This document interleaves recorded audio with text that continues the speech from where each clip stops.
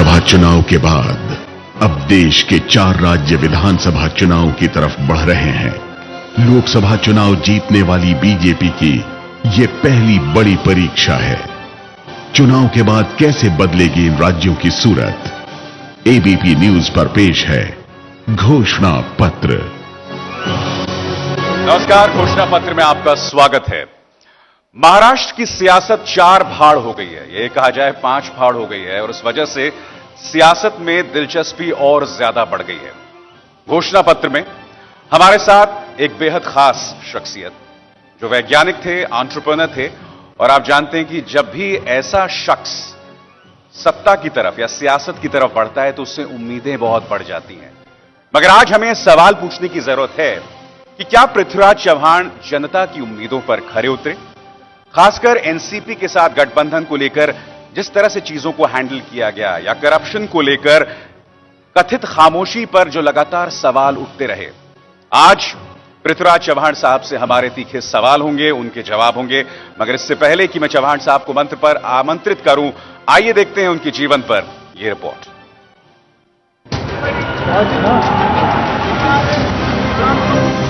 महाराष्ट्र में कांग्रेस का सबसे बड़ा चेहरा, बेदाग राजनीतिक करियर और इकलौता एजेंडा विकास। नाम पृथ्वीराज चव्हाण। मध्य प्रदेश के इंदौर में जन्मे 68 साल के पृथ्वीराज चव्हाण को राजनीति विरासत में मिली।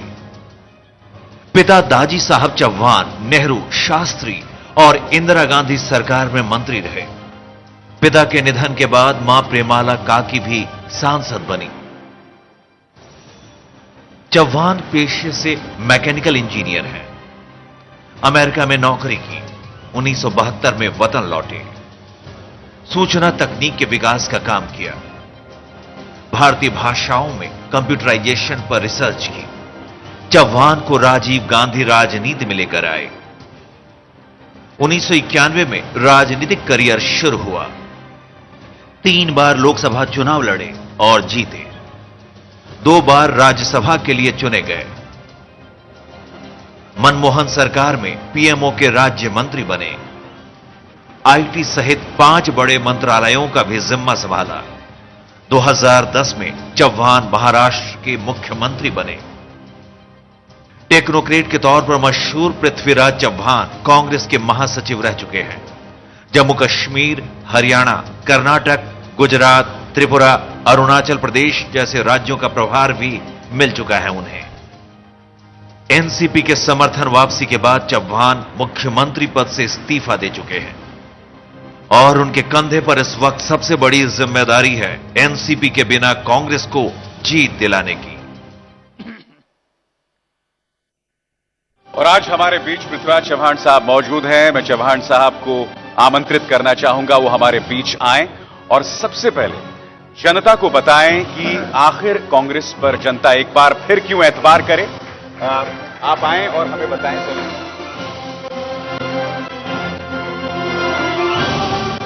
नमस्कार।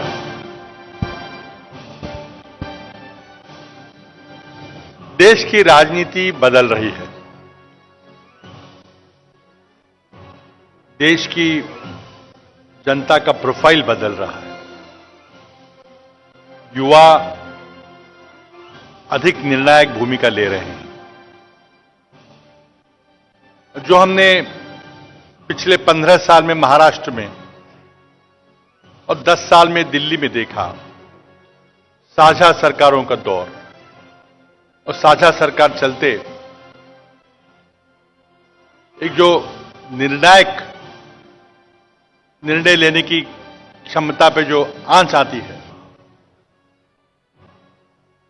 उसके चलते कोएलिशन कंपल्शंस जिसे कहा गया है मीडिया के द्वारा, निश्चय ही विकास दर पे उसका अनिष्ट प्रभाव पड़ा है। और इसीलिए शायद लोकसभा चुनाव ने, हमारी किसी की अपेक्षा नहीं थी, इतना भारी जनाधार एक ही दल को मिला।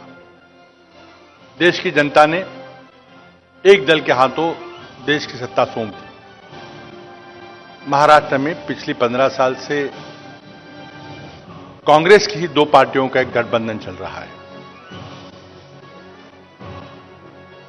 99 में जब कांग्रेस में फूट हुई तब कुछ महत्वाकांक्षाओं के आधार पर एनसीपी का जन्म हुआ, लेकिन मूल विचार कांग्रेस के थे। 1999 में शिवसेना बीजेपी की सरकार जो जिस तरह से अर्थव्यवस्था छोड़ी थी उससे हमने हाथों लिया और आज महाराष्ट्र की अर्थव्यवस्था को देश की सबसे मजबूत अर्थव्यवस्था बनाया है। महाराष्ट्र पहले क्रमांक का राज्य देश में है और महाराष्ट्र की 50% से ज्यादा आबादी जो आज शहरों में रहती है, जिसे टेक्नोलॉजी का सहारा मिला है, माहिर है टेक्नोलॉजी में, वो जनता अब डिसाइसिवली और बहुत निर्णायक तरीके से इस चुनाव में मतदान करेगी, ऐसा मेरा मानना है। जैसे लोकसभा चुनाव के दौरान देखा, क्षेत्रीय दलों को अलग थलग कर दिया और ये मैं मानता हूं ये जो लड़ाई है दो राष्ट्रीय पार्टियों के बीच है और सबसे पुरानी राष्ट्रीय पार्टी जिसको एक विकास का अनुभव है, नेतृत्व जिसके पास है और जो कभी भी संकुचित विचार नहीं करती, सभी को साथ में लेकर आगे जाने का विचार कर रही है, उसी पार्टी को राज्य की जनता समर्थन देगी। जैसे मैंने कहा, पहले ही महाराष्ट्र बहुतांश मुद्दों पे पहले नंबर पे है। यहां से आगे कहां जाएंगे? और हम जानना चाहेंगे, कोई भी आदमी गरीब ना रहे, किसी के घर पर पक्का छत ना हो ऐसे नहीं रहे, हर एक गांव को पक्की सड़कों से जोड़ें, हर एक को पीने का स्वच्छ पानी और नागरिकरण की जो समस्याएं हैं उसे हम पूरी तरह से जूझे। जिस तरह से पिछले 3 साल से बहुत गंभीर नैसर्गिक आपदा आई, सूखा, बाढ़, ओले, जिस ताकत से महाराष्ट्र सरकार ने इसका मुकाबला किया, करीब करीब 10-12 हजार करोड़ की राहत 4 साल में हमने किसानों को दी, बाढ़ पीड़ितों को दी, सूखाग्रस्त लोगों को दी। हमारी ताकत थी, लेकिन हम आगे के महाराष्ट्र में मैं सूखे के बारे में कुछ नहीं कर सकता, नैसर्गिक बात है, लेकिन स्कैर्सिटी, सूखा आने के बाद भी कोई स्थलांतर न करें, पीने के पानी की किसी को किल्लत न हो। हमारा डेयरी का उद्योग बहुत बड़ा तेजी से बढ़ रहा है, हमारे जानवरों को चारा मिले, पानी मिले, इसकी व्यवस्था हमने कर दी है। आज 57% जनता अभी भी खेती पर अपना जीवन बसर करती है। हमें इस संख्या को कम करना है, इसलिए महाराष्ट्र जो औद्योगिकरण की दिशा में पहला राज्य है, हमें और तेजी से औद्योगिकरण बढ़ाना पड़ेगा। साथ ही में जो पिछड़े इलाके महाराष्ट्र के हैं, जो मराठवाड़ा है, विदर्भ है, वहां हमको फोकस्ड इंडस्ट्रियलाइजेशन करके युवा हमारे लोगों को हाथ में रोजगार देना है। युवा और युवती बहुत मेहनत कश है। महाराष्ट्र को एक नॉलेज इकोनॉमी बनाना है, क्योंकि हमारे पास नैसर्गिक संपदा नहीं है। अगर सिंचाई के बारे में देखें तो मात्र 18% पूरी जमीन सिंचित है, 82% बारिश पर निर्भर करते हैं। इस जनता को हमें आगे बढ़ाना है तो औद्योगिकरण का, सेवा क्षेत्र का सहारा लेना पड़ेगा, नॉलेज इकोनॉमी बनानी जैसे जापान, इजराइल ने बनाई है, और हम कर सकते हैं। हम शिक्षा का दर्जा बढ़ाना चाहेंगे। साथ ही में जो नागरिकरण के आह्वान हैं हमारे, जो हमारे अर्बनाइजेशन के चैलेंज है, 50% से ज्यादा लोग आज शहरों में रहते हैं, उनकी अलग आकांक्षाएं हैं। उनको सिर्फ पैसे की चिंता नहीं, उनको एक क्वालिटी ऑफ लाइफ, क्या हम अच्छा जीवन बसर करने को उनको अवसर दे सकते हैं, ये हमारे चैलेंजेस। और साथ ही में इतने बड़े अर्बनाइजेशन के साथ चलते हमारी जो प्रशासकीय व्यवस्था है वो पूरी ग्रामीण इलाके का प्रशासन करने के लिए बनी हुई है। हमारे यहां अर्बन गवर्नेंस के बहुत बड़े चैलेंजेस पैदा हुए, सिर्फ महाराष्ट्र में नहीं लेकिन देश में। महाराष्ट्र में सबसे ज्यादा, क्योंकि सबसे ज्यादा अर्बनाइजेशन हमारे यहां हुआ है। हम महाराष्ट्र को झोपड़पट्टी मुक्त महाराष्ट्र बनाना चाहते हैं, और ये हो सकता है। ये कोई बड़ी बात नहीं कह रहा हूं मैं, अगर हम योग्य नीतियां अपनाएं। और मैंने यही कोशिश की 3.5 पौने 4 साल के दौरान कि हम रूल बेस्ड गवर्नेंस लाएं। भ्रष्टाचार का एक माहौल बन गया था, जिसके चलते मैं मुंबई आया और मैंने कोशिश की कि प्रशासन में एक स्थिरता आए, जनता का विश्वास फिर से राजकर्ताओं में और प्रशासकीय व्यवस्था में बने रहे, और उसके लिए मेरिट बेस्ड ब्यूरोक्रेसी बनाने की हमने कोशिश की है। और ये अगले 5 साल में महाराष्ट्र का पूरा चेहरा हम बदलने की हम ताकत रखते हैं, क्योंकि हम राष्ट्रीय पार्टी हैं और एक विचार है जो सबको साथ में लेकर, आम आदमी को साथ लेकर, सबसे दबे हुए तबके को साथ लेकर जाएंगे। हम किसी जात धर्म की राजनीति नहीं करना चाहेंगे, हम देश को बांटना नहीं चाहेंगे अपने फायदे के लिए। अब हम रुख करते हैं हमारे आज के पहले सवाल का।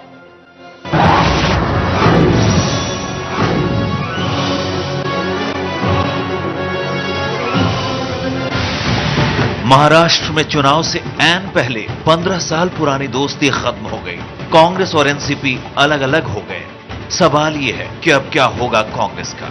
एनसीपी से अलग होकर कांग्रेस को फायदा होगा या नुकसान? इसी महीने हुए ओपिनियन पोल में हमने वोटरों से पूछा था कि अगर सभी पार्टियां अकेले चुनाव लड़े तो कौन जीतेगा। वोटरों ने फैसला सुनाया। बीजेपी को 103 सीट, शिवसेना को 64 सीट, कांग्रेस को 49 सीट, एनसीपी को 40 सीट, एमएनएस को 11 सीट और अन्य को 21 सीट। जबकि गठबंधन के तौर पर एनसीपी और कांग्रेस के एक साथ चुनाव लड़ने पर आंकड़ा आया था 65 सीट का, जिसमें से कांग्रेस के खाते में जाती दिख रही थी 40 सीटें। यह सर्वे तब का है जब दोनों पार्टियां साथ थी। जाहिर है कि अब के हालात में नतीजों में फर्क आ सकता है। लोकसभा चुनाव में कांग्रेस एनसीपी को भारी नुकसान हुआ था। कुल 48 सीटों से कांग्रेस को 2 और एनसीपी को 4 सीट मिली थी। आंकड़ों के हिसाब से तो कांग्रेस को नुकसान नहीं, फायदा ही दिख रहा है। लेकिन आखिरी फैसला महाराष्ट्र के वोटर करेंगे। पृथ्वीराज चव्हाण साहब, एक चीज जो लोग समझ नहीं पा रहे हैं कि लोकसभा चुनाव के नतीजों ने बतला दिया कि कांग्रेस की विश्वसनीयता जनता में अपने न्यूनतम स्तर पर पहुंच गई। आपको सहयोगियों की जरूरत है, मगर बावजूद उसके 10 से 12 सीटों के लिए एनसीपी से गठबंधन तोड़ देना, ऐसा लग रहा था, ऐसा भाव जा रहा था कि आप, ऐसा लग रहा है कि पिंड छुड़ाना चाहते थे एनसीपी से। क्या वजह है इसकी?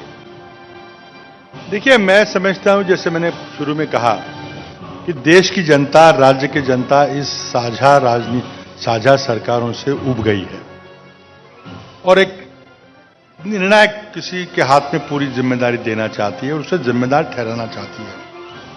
जैसे आपके आंकड़े दिखा रहे हैं, जो सर्वे की अपना महत्व है या नहीं है वो अलग बात है, लेकिन आपने दिखाया कि अगर हम साथ में लड़े तो कांग्रेस को कम सीटें मिलती, एनसीपी को कम सीटें मिलती, लेकिन अलग अलग लड़े तो ज्यादा सीटें मिली।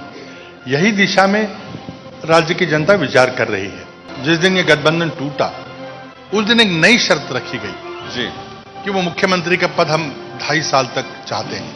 जब सभी आंकड़े दिखा रहे हैं, 15 साल से हमने देखा है कि कांग्रेस पार्टी एक सीनियर पार्टनर है, तो सीनियर पार्टनर और हमेशा टाइम ऑनर्ड फॉर्मूला रहा है कि जिसकी ज्यादा सीटें मिलेगी उन्हें मुख्यमंत्री पद दिया जाएगा।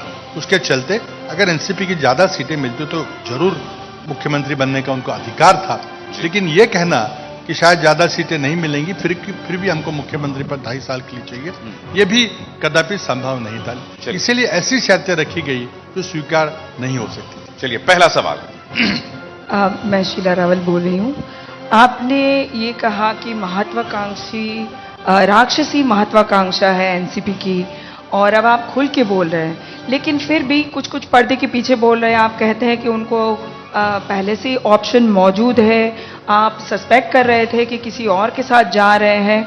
अभी आपने हमको कहा कि भ्रष्टाचार का जो मुद्दा महाराष्ट्र में बना था, इसलिए चूंकि आपकी छवि स्वच्छ है, कांग्रेस ने आपको भेजा, आप मुख्यमंत्री रहे, तो आपने उनको ढोया पहले।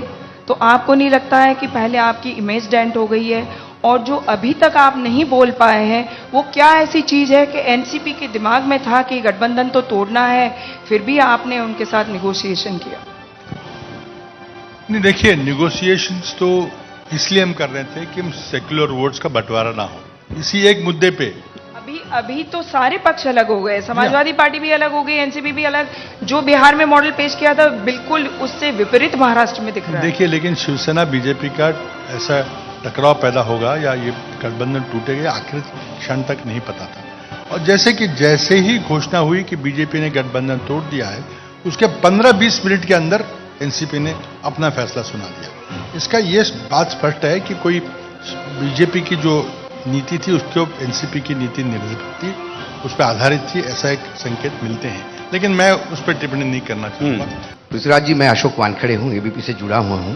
आप स्पष्ट बोलने के लिए जाने जाते हैं। अभी जो लगातार सवाल चल रहे हैं वहीं घूम फिर के रहे हैं। इससे मैं चाहता हूं कि इस सेक्टर को खत्म करने के लिए एक स्पष्ट बात कीजिए। आपने ये कहा कि सेक्युलर वोट नहीं बंटने चाहिए, इसलिए हम प्रयास कर रहे थे कि साथ में रहे, जबकि आप मालूम था जिसके साथ आप लेना चाहते हो वो निहायत महत्वाकांक्षी और भ्रष्टाचार में लिप्त है। क्या सेक्युलर वोट का बंटना ये बड़ा है या भ्रष्टाचार और महत्वाकांक्षी लोगों के साथ जाना बड़ा है? और दूसरा एक छोटा सवाल, आपने कहा कि जब मैं आया तो भ्रष्टाचार का माहौल महाराष्ट्र में बना था। महाराष्ट्र में एनसीपी और कांग्रेस दोनों सत्ता में थी, तो ये भ्रष्टाचार का माहौल किसके द्वारा बनाया गया था? क्या ये अशोक चौहान का केस था या फिर ये सिंचाई कांड, घोटाला कांड था? और मुझे तो इत्तेफाक ही लगता है कि जिस तरह से केंद्र में लगातार गठबंधन की मजबूरियां मनमोहन सिंह गिनाते रहे, यहां राज्य में आपकी हालत बिल्कुल वैसी ही थी, बिल्कुल समानांतर एक तरह से दिखाई देता है। देखिए, इसीलिए मैं कह रहा हूं कि अब देश की जनता, राज्य की जनता गठबंधन की राजनीति से और गठबंधन की सरकारों से तंग आ चुकी है। आपने जो बहुत अहम क्वेश्चन पूछा कि क्या सेक्युलरिज्म, वोट नहीं बांटना एक तरफ, और जिस तरह से सरकार चल रही है उसमें कुछ गलत चीजें हो रही तो वो दूसरी तरफ है। ये बहुत बड़ा धर्म संकट है, सिर्फ मेरे सामने नहीं, ये प्रधानमंत्री डॉक्टर मनमोहन सिंह के सामने भी था। बहुत आसान रहता कहना कि अमुक अमुक व्यक्ति के माध्यम से जो गठबंधन का भागीदार है, गलत काम हो रहा है, चलो हटाओ, चाहे गठबंधन टूट जाए। तो एक रैशनलाइजेशन हो जाती है कि क्या देश को अस्थिरता की तरफ ले जाया जाए। जैसे अभी भी सिर्फ 15 दिन बचे हैं, लेकिन एनसीपी में सरकार गिरा दी और आप महाराष्ट्र में राष्ट्रपति शासन आने के कगार पे खड़ा है। क्या 15 दिन के लिए हम राष्ट्रपति शासन लाएंगे? तो ये जो डिलेमा होता है कि क्या हम अस्थिरता की ओर से, बार बार चुनाव की ओर से, और हम देश को धकेलें या कुछ इसको टॉलरेट करके दुरुस्त किया जाए। नमस्कार मुख्यमंत्री जी, योगेश वर्मा मेरा नाम है, मैं भारतीय जनता पार्टी का प्रवक्ता हूं। मेरा सवाल आपसे ये है कि हजारों साल पहले हमने ऐसा सुना था कि समुद्र मंथन में राक्षस और देवता इन्होंने मिलकर के एक जबरदस्त समुद्र मंथन किया था। इस महाराष्ट्र के अंदर यह समुद्र मंथन लगातार चलता रहा 15 सालों तक, पर वो समुद्र मंथन की जगह समुद्र न होकर के डैम हुई। डैम के अंदर से 100% अमृत निकला। मुझे जानना चाहता हूं कि अमृत कहां गया? जहर तो लोगों के बीच बट गया। उसके बाद मैंने सुना था उस अमृत मंथन में खजाना भी बहुत सारा निकला था, ऐरावत हाथी निकला था, उसका क्या हुआ? मुझे यह कहना है, आपकी बातों से इतनी देर से मुझे लग रहा है आपको बहुत कुछ करना है, लेकिन मैं ये मुख्यमंत्री जी आपसे कहना चाहता हूं कि आप कुछ भी नहीं कर पाए। आपने एक भी व्यक्ति को अरेस्ट नहीं किया। जिस डैम के घोटाले को लेकर के और जिस अधिकारी ने सवाल किया था, आज वो अधिकारी कॉर्नर हो चुका है। आपका फेल्योर मानते हुए जनता से, इस महाराष्ट्र से मुझे ऐसा लगता है माफी मांग करके और आगे बढ़ना चाहिए, ये मेरा कहना है। चलिए, देखिए, आपने कई धार्मिक बातें बताई, उसमें मैं नहीं जाऊंगा। मैं ये बताना चाहूंगा कि मुख्यमंत्री का काम, मुख्यमंत्री कोई पुलिस इंस्पेक्टर नहीं होता। मुख्यमंत्री का काम होता है जब कोई निर्णय के लिए कोई बात सामने आती है उस पर योग्य निर्णय करना। सजा देना यह न्यायिक व्यवस्था का काम है। और आप जानते हैं कि एक अभी जो हाल ही में केस खत्म हुआ है एक मुख्यमंत्री के बारे में, उसे 18 साल लगे। यह हमारी व्यवस्था का दोष हो सकता है। अब कई सारी इसमें इंक्वायरी चल रही है, एंटी करप्शन ब्यूरो के माध्यम से काम चल रहा है। तो एक बात तो तय है कि पृथ्वीराज चव्हाण साहब से भ्रष्टाचार पर बहुत सवाल होने वाले हैं और उसकी हम चर्चा बस थोड़े से इंतजार के बाद करेंगे। मगर अब बात करते हैं मुंबई की, कि मुंबई की लड़ाई आखिर कैसे जीतेंगे चव्हाण साहब।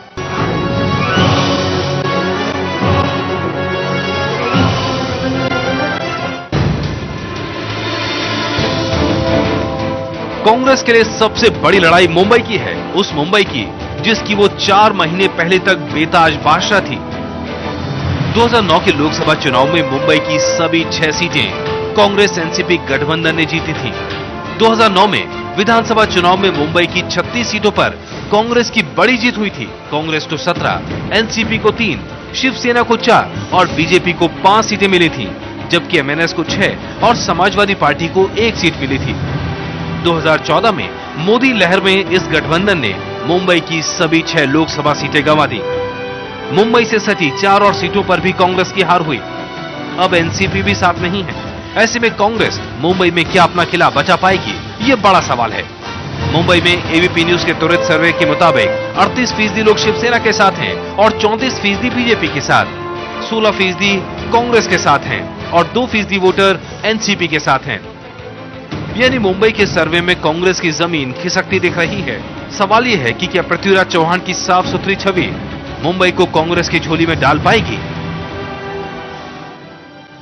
मुंबई एक बहुत बड़ी चुनौती होने वाली है। सबसे पहला सवाल लेते हैं मुंबई। मुख्यमंत्री जी, मैं ओम प्रकाश तिवारी हूं, दैनिक जागरण से। मुंबई में आपके आने के बाद से आपने 3-4 बहुत बड़े बड़े उद्घाटन किए। आपने यहां इधर से बोल रहा हूं। अच्छा, खड़े रह के बोलिए। जी हाँ, ठीक है, खड़े हो गए। आपने यहां मेट्रो चलाई, आपने मोनो का उद्घाटन किया, आपने चेंबूर को सांता क्रूज से जोड़ने का लिंक रोड दे दिया, आपने फ्रीवे दे दिया। ये पुराने मुख्यमंत्रियों के विजन का उद्घाटन था। आप 3 काम बताएं जो आपने उद्घाटन, जिनका शिलान्यास किया हो या भूमि पूजन किया हो, जिसका श्रेय आगे आने वाले मुख्यमंत्री ले सकें। देखिए, ये तो मुंबई के जो इंफ्रास्ट्रक्चर प्रोजेक्ट होते हैं वो 5, 7, 8 साल तक का चलते हैं। ये जरूरी है कि ये जो मैंने प्रोजेक्ट्स की बातें की, कई प्रोजेक्ट तो हमने शुरू किए थे और हमने समाप्त किए थे, लेकिन जो बड़े बड़े प्रोजेक्ट हैं जैसे मेट्रो, वो पहले शुरू हुए थे। लेकिन इसका क्रेडिट हम इसलिए लेना चाहेंगे कि ये ब्राउनफील्ड प्रोजेक्ट्स हैं। एक बहुत बड़ी भारी आबादी के शहर में प्रोजेक्ट बनना, और वो भी ओवरग्राउंड मेट्रो बनाना या मोनो बनाना, बहुत ही दिक्कत वाला काम है जो हम आगे नहीं करेंगे। हम कोई भी ओवरग्राउंड मेट्रो आगे नहीं बनाएंगे। उसमें 40,000 लोगों को पुनर्वसित किया गया। उसके बाद हमने कितने धार्मिक स्थल को स्थलांतरित किया गया, और ये पूरा करने की जो दिक्कतें आई कि कहाँ पे ले जाएंगे, कैसे उनको राजी करेंगे, ये कोई बहुत आसान काम नहीं था। ये हमने किया। कई सारे प्रोजेक्ट अभी भी देरी से चल रहे हैं क्योंकि किसी में एनवायरमेंटल क्लियरेंस नहीं है। जैसे मेट्रो 2nd ट्रैक का उद्घाटन था, हमें एनवायरमेंट क्लियरेंस नहीं मिल सका, लेकिन कई सारे प्रोजेक्ट हमने आगे बढ़ाए और ये प्रोजेक्ट कम से कम 8-10 साल चलते हैं। रुक करते हैं हमारे अगले सवाल का, जिसकी गूंज लगातार इस कार्यक्रम में सुनाई दे रही है, और वो है भ्रष्टाचार।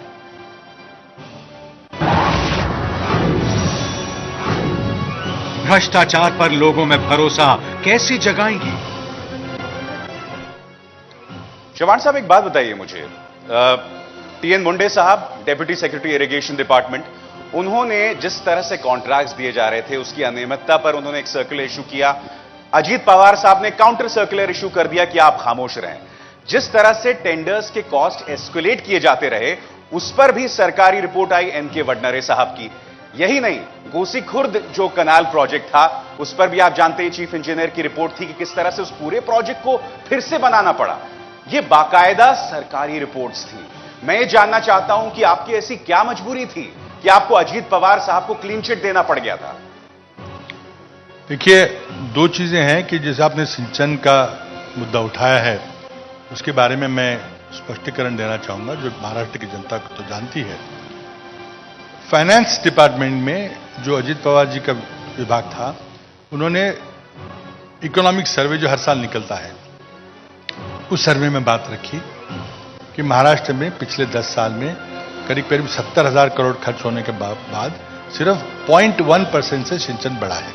और ये सरकारी रिपोर्ट थी, हमारे वित्त विभाग ने प्रस्तुत की थी। जब ये बात लोगों के सामने आई, स्वाभाविक ही प्रश्न उठे।